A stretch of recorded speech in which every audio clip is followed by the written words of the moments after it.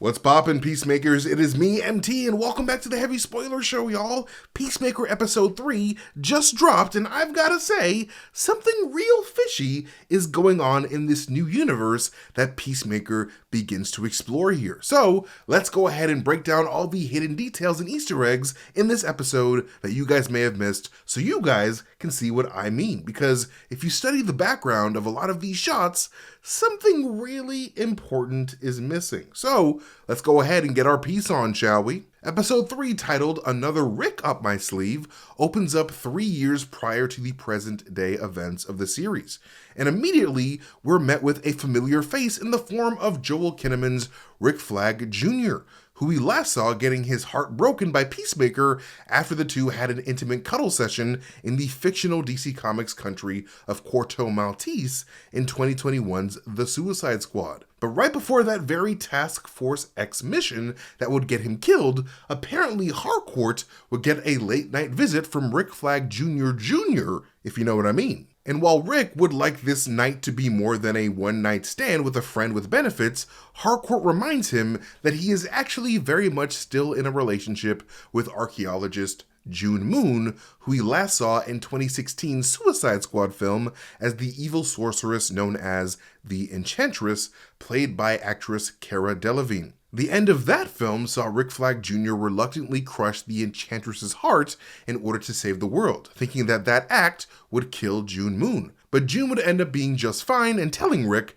that the Enchantress was destroyed. However, judging by Rick's reaction to Harcourt at the beginning of this episode, it seems like in this new DCEU universe, the Enchantress survived the events of Task Force X's mission to Midway City, and still very much lives inside of June Moon. It's either that or the event of the first Suicide Squad film never happened in this new DCU universe, and Rick has just been dating the Enchantress for about 5 to 6 years, too afraid to break up with her. But little did Rick Flag Jr. know that he should have been more worried about holes in the heart instead of holes in the planet, because he would of course be stabbed by his future Eskimo brother / tunnel buddy Christopher Smith, aka the Peacemaker. Then after the intro, we're brought right back where we left Peacemaker last episode, in the house of his alternate universe self, who has since been chopped up piece by piece. Get it? Because peace. Okay, but yeah, anyways, Keith wakes who he thinks is his brother up, wondering where the hell he's been since a trail of blood showed up the night that they last saw each other. And seeing that Chris is hungover, Keith asks if he's drinking and taking drugs again after the other Peacemaker promised to get clean. But a little later, as Chris rummages through the unfamiliar closet of his other self to get ready for a noon meetup with Harcourt, he comes across a stash of prescription bottles. And one of these medications are for alprazolam, also known as Xanax. But instead of these meds being prescribed to Christopher Smith like a responsible man, we see that they're actually prescribed to a mysterious Ed Tilden, with Ed Tilden, of course, being the name of the first assistant director for James Gunn's recent Superman movie. Tilden also worked with James Gunn on Guardians of the Galaxy Volume 2 as a key set production assistant. But unfortunately for Peacemaker, something that I did notice was missing from his closet were some dope-ass Heavy Spoilers merch. What a fool! Did he not know that the Heavy Spoilers merch store has only the dopest nerd shirts for you and the nerds in your life? Shirts like our Isolation, Perfect Organism, and Building Better Worlds shirts inspired by the Alien franchise, or even our Vintage Weapons and 2:17 a.m. shirts inspired by 2025's Weapons movie. We are constantly updating our store with only the coolest creative designs on the planet, so check out the Heavy Spoilers merch store today to pick up something dope for your closet.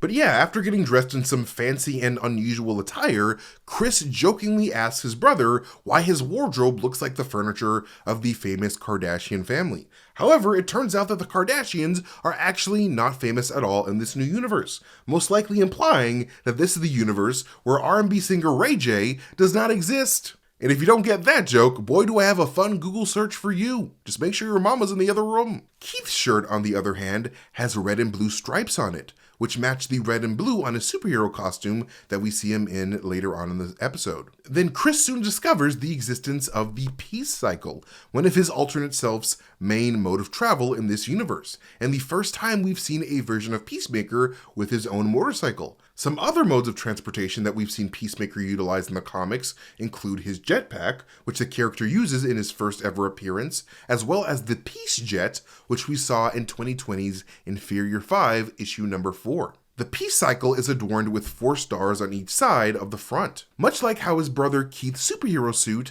has a few stars on his shoulders, almost like they are stars meant to denote military rank. Chris then boots up Apple Maps on his dead self's phone and finds the address for Argus HQ at 56 West Fulton Street in Evergreen, Washington. The 98455 zip code at the end is actually the zip code for Tacoma, Washington in real life. And as Peacemaker rides down the streets of Evergreen, we are blessed by the sounds of Break It Out by the band Ammo Track as Chris is greeted by cheers, tears, and some mammary spheres by a grateful and loving populace. And while Chris is stopped here, you can even see a small portion of the mural dedicated to the top trio that Chris and Amelia walk by a little bit later on in the episode. But do you know what I don't see here, guys? Black people! Like, where they at though? Ain't no Latinos or Asian people bopping about either. Not on the streets or even in the offices of Argus when Chris gets there. What kind of backwards ass Cracker Barrel universe is this? As we've seen in previous episodes,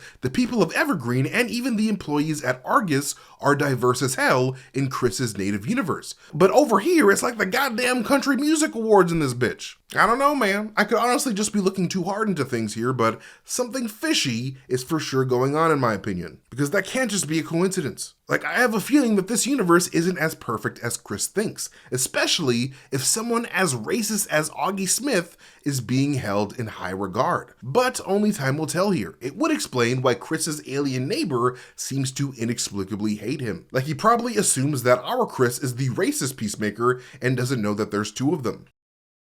But anyways, Chris arrives at Argus where he's greeted by a security guard asking how his tests with a Dr. Grant turned out. And Chris, not knowing what the hell he's talking about, tells him that his test was positive, causing the security guard to extend his condolences for his cancer diagnosis. And I'm not sure what kind of test the security guard is referring to, but I guess there is a chance here that the other Peacemaker had cancer, I guess. But luckily for that Chris, his odds of dying of cancer were apparently lower than the odds of dying by his alternate universe self, so sometimes things just work out. But yeah, anyway, Chris's eyeball is immediately scanned by the security to verify his identity. A very fitting security measure considering Argus's eyeball logo. And interestingly enough, Chris's eyeball is an exact match to his alternate universe self, confirming that every variant in the DCEU has the same exact DNA as their alternate selves. We saw this earlier when Peacemaker's thumbprint was able to unlock his other self's iPhone as well. But right when Chris is about to walk up to Harcourt in the Caucasian offices of Argus, he's surprised by the sudden appearance of a dead man, Rick Flag Jr., but like a way less coordinated, dorkier version of Rick Flag Jr. with a button-down yellow shirt instead of the classic yellow t-shirt that he's known for wearing in both the films and the early comics. And after Rick fails to intimidate Chris away from his girlfriend Amelia, Amelia assures Rick that Chris is just there to talk and not cuck him. Chris then calls Amelia by her last name out of habit, which causes Amelia to sarcastically laugh when Chris explains it away as a joke. Amelia would then apologize for responding that way, leading Chris to have a look of genuine surprise on his face, because the Harcourt from his universe absolutely never apologized for anything that she said to him in the past, especially when those words hurt him. And to escape from Rick Flag's ninja-like stealthy surveillance, Chris and Amelia take a walk on the streets of Evergreen as Dreamer by Ozzy Osbourne plays in the background. And on their walk, Chris and Amelia walk past that top trio mural, a mural that is surrounded by 14 stars. Now, in my breakdown of last week's episode, I brought up the possibility that dead Chris could have had been involved in some racist, snake-themed cult based on the snake imagery in his bedroom, as well as his father's own past as a racist cult leader. And if this Leave It to Beaver-ass universe is indeed a universe where white people have gotten rid of all the non-whites in society, then these 14 stars could potentially point to the infamous, stupid-ass 14 words of white supremacy, made famous by professional micro-penis haver and racist David Eden Lane. And while I am not going to say what those 14 words are on account of my ass being browner than a root beer in Jamaica, just know that the number 14 is a number that a lot of single brain-celled bedsheet wearers like to get tattooed on their bodies and whatnot because of Lane's 14 words. And those 14 stars could potentially point to that, if this universe ends up being Shitler's futuristic paradise anyway. But anyways, later on, when Chris is having a heart-to-heart with this new Harcourt, he expresses how much he's been reflecting on his past actions and how his past traumas made him into the mega douche that got shot in the neck in the Suicide Squad movie. Like, it really does seem like Rick Flag Jr.'s last words have made a profound effect on Peacemaker's life for the long term, because bro truly does not want to be a joke of a hero or a person anymore. However, Chris and Amelia's little date would be rudely interrupted by an exploding Terry and his terrorist pals called the Sons of Liberty.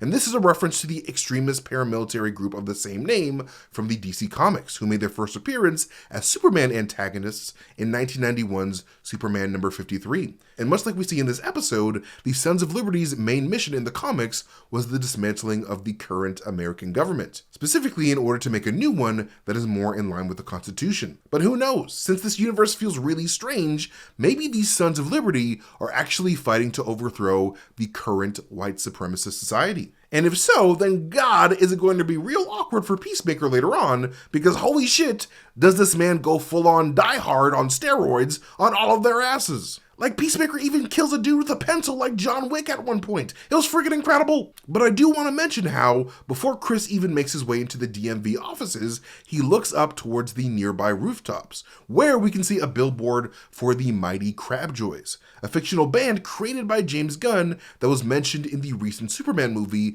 as being one of Clark Kent's favorites. The Mighty Crabjoys also get a quick reference in the Creature Commandos series in the form of a t-shirt worn by Eric Frankenstein in episode 2. Much like in Peacemaker's native universe, the main two members of the Mighty Crabjoys band are played by the relatives of DC Studios heads James Gunn and Peter Safran, mainly James Gunn's godson as well as Peter Safran's daughter, Lulu. But yeah, after Peacemaker dispatches all these Sons of Liberty in the area, he defuses a bomb containing an amber fluid named Saphanol.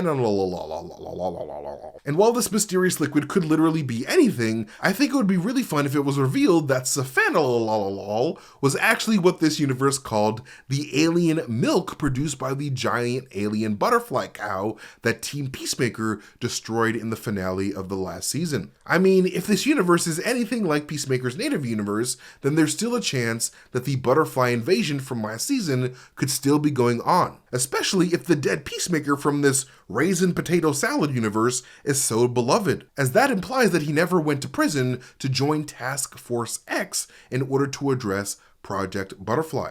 But that's just a wild theory purely based on appearance, as the butterfly's food source had a similar amber color.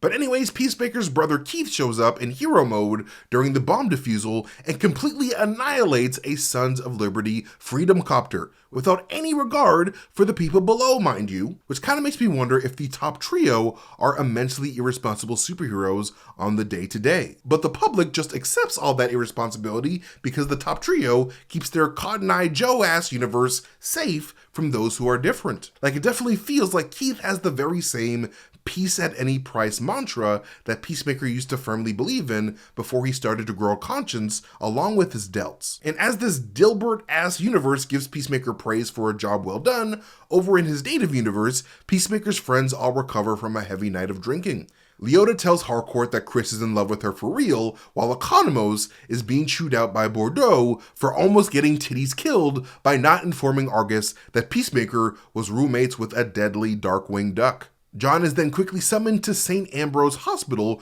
where Flurry's agents are recovering. And this isn't the first time that a St. Ambrose Hospital has shown up in a James Gunn project, as St. Ambrose is also the name of the hospital where Peter Quill's mama Meredith drew her last breaths in the first scene of James Gunn's very first major comic book film production, Guardians of the Galaxy Volume 1. And there, Economos learns that Argus has recruited the help of one of the best eagle hunters in the world, Red St. Wild, played by one of James Gunn's favorite friends, Michael Rooker, who previously played the Suicide Squad member Savant in 2021's The Suicide Squad, G.I. Robot's problematic owner in Creature Commandos, as well as the spicy blueberry Yondu in the Guardians films. And while Red St. Wild's look appears to be heavily inspired by Native American culture, I'm guessing that homeboy wears these white feathers on his neck to demonstrate how many eagles that he's killed in the past. And if anybody is on DCU PETA's shit list, it's this guy. PETA does not like this man. And while Red St. Wild is not a character from the original DC Comics, do you know who is? Rip Jagger, aka Judo Master, a character who made their first appearance in 1965's Special War Series number 4 before being portrayed in live action by actor Na Lei as an ally of the Butterfly Invasion in Peacemaker Season 1. A season where Judo Master and Economos would trade blows with each other, a history that Judo Master appears to remember quite well when they are reunited. Hey, fatty. And during John's briefing, Bordeaux also mentions the Metropolis incident, comparing the interdimensional energies released by Peacemaker's quantum unfolding storage area to Lex Luthor's black hole pocket dimension prison that nearly ripped the entire planet in half. Something that Argus cannot have happen again if they can help it. Then the episode ends with Chris and Keith having a sweet bonding moment after Keith assures Chris that he can open up to him about anything. Absolutely anything, even the fact that Chris killed his real brother in the closet. I'm sure Keith will have a totally normal and non-violent reaction to that revelation, because that's what brothers are for. But as a happy Chris makes his way back to his native universe, he has absolutely no clue that the agents of Argus are on their way to his house or farming to the sounds of Animal by the band Shining. An absolutely amazing way to set the stage for what is sure to be an action-packed and life-changing episode for Mr. Chris Smith. And I, for one, cannot wait. But yeah, that's it for this breakdown of this episode of Peacemaker. You guys can follow me at Mastertainment on Twitter, YouTube, Instagram, wherever I am on the internet, especially on twitch.tv/Mastertainment, where I'll be streaming video games really soon. I also have a podcast with my friends called the Guardians of the Galaxy podcast that you guys can check out. And we just talk about fun, nerd stuff in a completely relaxed manner, and you guys should check it out if you guys want. But most importantly, follow Heavy Spoilers here on YouTube by hitting that subscribe button and maybe even hitting that like button if you guys enjoy the video. But like always, I've been MT, you guys have been amazing, and I'll catch you guys later. Peace.